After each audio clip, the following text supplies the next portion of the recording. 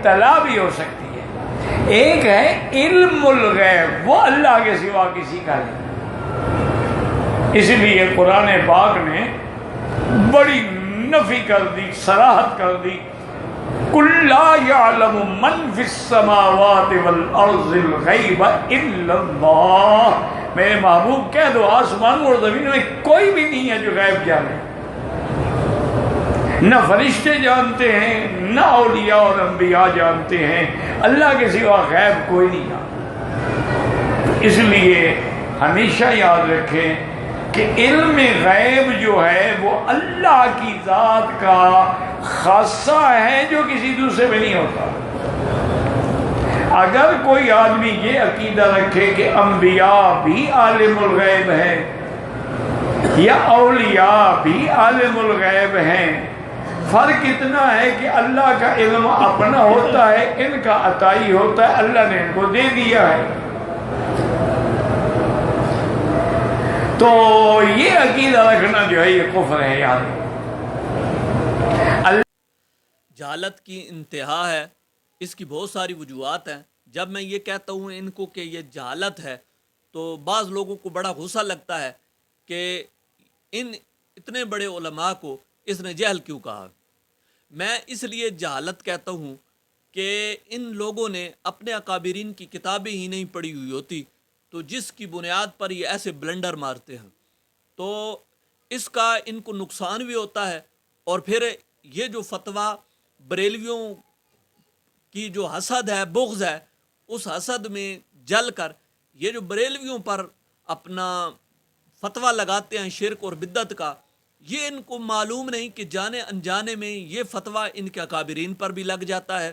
اور اس پر یہ توجہ نہیں کرتے، اس پر یہ غور نہیں کرتے، اس پر یہ خیال نہیں کرتے۔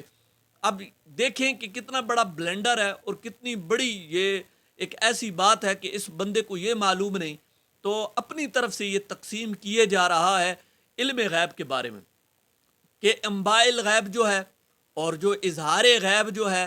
جو اطلاع غیب جو ہے، کہتے ہیں کہ یہ حاصل ہو سکتے ہیں، لیکن جو علم غیب ہے یہ اللہ تبارک و تعالیٰ کا خاصہ ہے، یہ کسی کو مل نہیں سکتا۔ اب یہ جناب والا خاصہ ہے، کسی کو مل نہیں سکتا، علم غیب کے بارے میں کہا، اور یہ جو اس پر فتویٰ معاذ اللہ دے دیا، فتویٰ یہ دے دیا کہ جو یہ بھی مانے کہ علم ذاتی یا علم عطائی کہ اللہ تبارک و تعالیٰ نے عطا کیا ہے، یہ بھی کفر ہے، نقل کفر، کفر نباشد۔ ایسے جہلا سے اللہ تبارک و تعالیٰ امت مسلمہ کو محفوظ فرمائے۔ اور دیکھیں تو جناب والا حرم شریف میں بیٹھ کر فتوے دے رہا ہوتا۔ اب دیکھیے میں اس کا پردہ چاک کرتا ہوں اسی کی کتابوں سے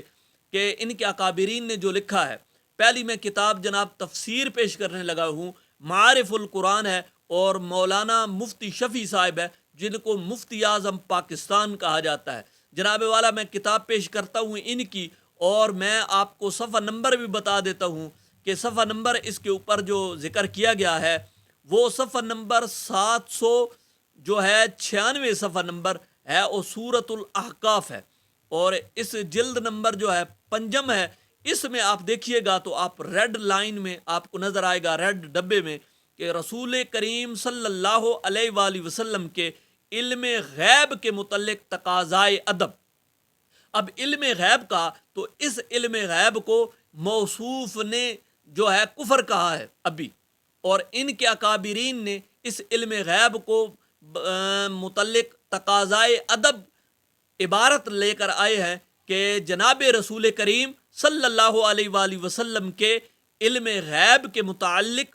تقاضائے ادب یہ ہے کہ یوں نہ کہا جائے کہ آپ غیب نہیں جانتے تھے، بلکہ یوں کہا جائے کہ اللہ تعالیٰ نے رسول اللہ صلی اللہ علیہ وسلم کو امور غیب کا بہت بڑا علم دیا تھا۔ اب دیکھو، امور غیب کا بہت بڑا علم دیا تھا، یہاں نہ انباء غیب ہے، نہ ہی جناب اظہار غیب ہے، نہ ہی اطلاع غیب ہے، بلکہ یہاں پر علم غیب کا ذکر کیا ہے جو انبیاء میں سے کسی دوسرے کو نہیں ملا۔ اب یہ دیکھیے، یہ ایک حوالہ ہے، تو اب موصوف جو ہے اس کو چاہیے کہ چلو بھر پانی میں ڈوب مرے۔ میں اس لیے یہ سخت الفاظ بیان کرتا ہوں کہ اب دیکھیں یہ کتنا بڑا جرم ہے یہ کتنی بڑی جہالت ہے کہ موصوف کو یہ معلوم نہیں کہ ان کا یہ اپنا مفتی محمد شفیع یہ رگڑا گیا اس فتوے میں، کیونکہ انہوں نے وہی بات لکھی ہے جو بریلویوں کا عقیدہ ہے۔ اب میں دوسری تفسیر بھی پیش کر دیتا ہوں۔ ویسے تو قرآن پاک کی آیتوں سے بھی بیان کیا جا سکتا ہے، اور احادیث مبارکہ سے بیان کیا جا سکتا ہے، اور فتاوی جات سے بھی بیان کیا جا سکتا ہے۔ علم غیب پہ بہت دلائل ہیں، لیکن وہ آپ نے تو ماننے ہی نہیں ہے نا۔ آپ نے اب یہ جو باتیں آپ کی کتب سے ظاہر کرتے ہیں، اس لیے کہ شاید کہ کوئی ایسا بندہ ہو وہ ان حوالوں کو دیکھے اور رائے راست پر آ جائے۔ میں دوسری تفسیر پیش کرتا ہوں، تفسیر عثمانی ہے، جناب شیخ الہند حضرت مولانا محمود الحسن صاحب انہوں نے اس تفسیر کو لکھا ہے، اور جناب والا اس پہ انہوں نے جس چیز کو کہا تھا عطائی کا بھی جو نفی کی تھی، کہ انہوں نے اس عطائی علم کے بارے میں کیا لکھا۔ اب جناب والا یہ سورہ مریم سے اوپر آپ کو نظر آ رہا ہے کہ اس آیت میں اشارہ کر دیا کہ نبی کا علم بھی متناہی اور عطائی ہے، حالانکہ اس نے عطائی کو کفر کہا تھا۔ علم خداوندی کی طرح ذاتی اور غیر متناہی نہیں ہوتا۔ ہم تو غیر متناہی اور ذاتی نبی کے لیے بالکل تسلیم نہیں کرتے، بلکہ یہ ہم اللہ تبارک و تعالیٰ کے لیے تسلیم کرتے ہیں۔ ہم نبی پاک صلی اللہ علیہ وسلم کے لیے جو علم مانتے ہیں وہ ہم عطائی مانتے ہیں۔ اب اس پر میں تیسرا حوالہ بھی جناب کے سامنے پیش کر دیتا ہوں، تاکہ جناب کو کوئی تسلی آئے کہ امداد الفتاویٰ جو جناب حکیم الامت صاحب حضرت مولانا اشرف علی تھانوی صاحب نے یہ جو فتاویٰ ذکر کیا ہے، اس میں جناب والا بتاتا ہوں۔ اس نے چونکہ غیب کے دونوں معنوں کو کفر کہا تھا، اور موصوف کو یہ معلوم نہیں تھا کہ موصوف کے اس فتوے میں حکیم الامت صاحب بھی رگڑے جا رہے ہیں۔ اور اب دیکھیے جناب والا اسی میں جلد پنجم ہے، اور یہ امداد الفتاویٰ ہے، اور اس میں جناب والا جواب میں نیچے آپ دیکھیے گا تو آپ کو نظر آئے گا ریڈ ڈبے میں کہ غیب کے دو معنی ہے، ایک حقیقی ہے اور ایک اضافی ہے۔ اضافی مطلب عطائی ہے، وہ تو عطائی یعنی حقیقی وہ جس کے علم کا کوئی ذریعہ نہ ہو،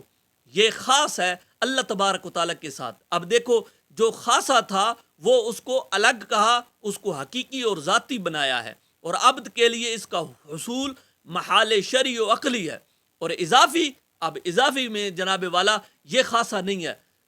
اضافی وہ جو کسی ذریعے سے بعض کو معلوم کرا دیا جائے اور بعض کو پوشیدہ رکھا جاوے۔ جناب بات اگلی جو اس پر تبصرہ ہے وہ تو ایک الگ ہے، لیکن بات موصوف کے کہنے پر جو اس نے دونوں تقسیموں کو ہی کہ یہ تو بالکل حاصل کسی نبی ولی کو ہو ہی نہیں سکتی، جس میں عطائی علم غیب کو بھی اس نے کفر کہا ہے، ذاتی تو کسی کو وہ اللہ تبارک و تعالیٰ کا اپنا ہے، اس پر تو بات ہی نہیں ہے۔ عطائی کو کفر جب کہا ہے تو اب جو ہے یہاں اضافی کو بھی اس نے کفر کہا، کیونکہ عطائی اور اضافی دونوں ایک ہی ہوا کرتے ہیں۔ اب میں باقی دیوبندیوں سے گزارش کروں گا، جناب آپ لوگوں نے یہ سماعت کر لیا، حوالے دیکھ لیے، ضد اور ہٹ درمی کا کوئی فائدہ نہیں، ہم کوئی تنقید نہیں کر رہے بلکہ دلائل سے آپ کے سامنے بات کر رہے ہیں۔ آپ ان دلائل کو دیکھیں، ان پر غور کریں اور سمجھنے کی کوشش کریں۔ رسول پاک صلی اللہ علیہ وسلم کو علم ہم یہ نہیں مانتے کہ ان کا ذاتی ہے، اللہ تبارک و تعالیٰ نے عطا کیا ہے، اور وہ عطائی ہم نے آپ کی کتابوں سے دکھا دیا، جھگڑے کی کوئی بات نہیں۔ اللہ تبارک و تعالیٰ سمجھنے کی توفیق عطا فرمائے۔ وآخر دعوانا الحمدللہ رب العالمین۔